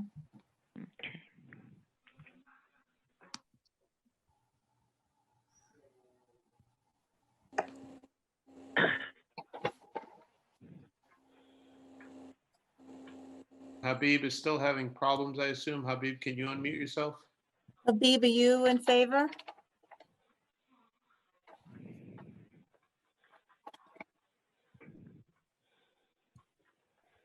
And Carmen, are you having trouble? Carmen in has favor? her physical hand up. Okay, Okay. okay. All right. And would you kindly lower all the hands, Mark? Okay, and all opposed? Please use the raise hand function if you are opposed.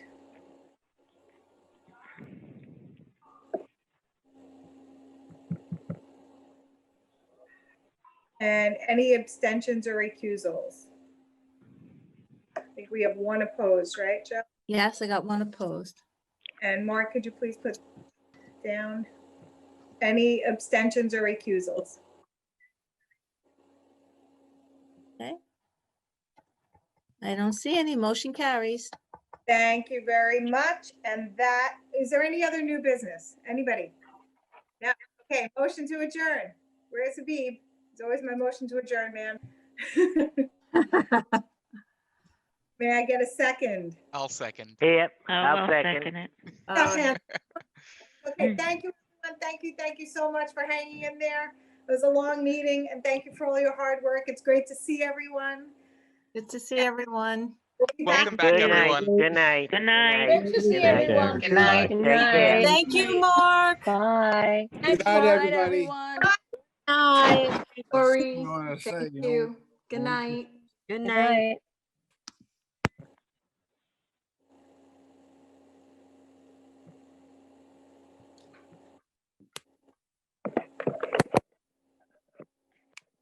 I'm gonna leave this damn meeting.